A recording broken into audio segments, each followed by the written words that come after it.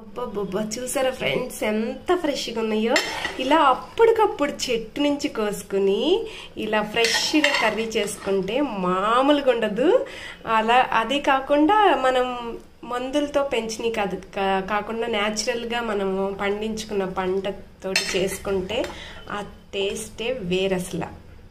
చూసారా ఫ్రెండ్స్ ఎంత పొడుగున్నాయో కాయలు. చెట్టు నిండా కాసినాయి కానీ అన్నీ కోసేసామన్నమాట. ఇప్పుడు నేను ఈరోజు కూర వండటానికి కోయటానికి వచ్చి ఇది షూట్ చేస్తున్నాను.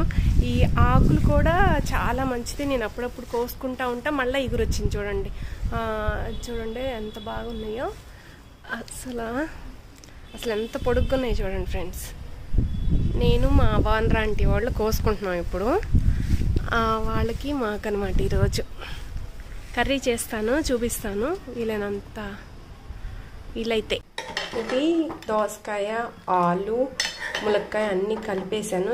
ఈ కర్రీ అంటే నాకు చాలా అంటే చాలా ఇష్టం. దీంట్లోకి జొన్నను వండుకుంటున్నాను. జొన్నలతోటి రైస్ అన్నమాట.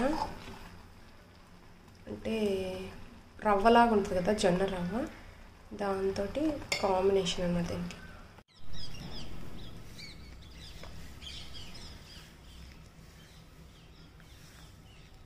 ఇప్పుడైతే నేను అరిటాకులో తినటం కోసం అరిటాకుని అయితే కట్ చేస్తున్నాను. ఫ్రెండ్స్ ఇలా ఫ్రెష్గా కట్ చేసుకుని వాష్ చేసుకుని దీంట్లో తింటే.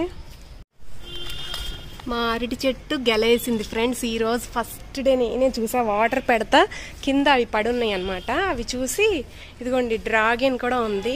అసలు మా తోటలో చాలా ఉన్నాయి ఫ్రెండ్స్. మొక్కలైతే అన్నీ చాలా విలువైన మొక్కలు, అరుదుగా ఉండే మొక్కలు ఉన్నాయి. నేను తర్వాత ఒకసారి షూట్ చేస్తా.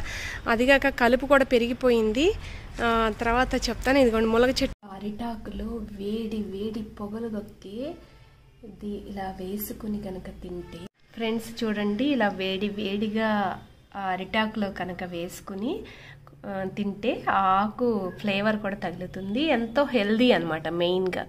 ఓకే, మీరు కూడా ట్రై చేయండి. ఇలాగా కుదిరితే ఆ చెట్లు పెంచండి ఫ్రెండ్స్.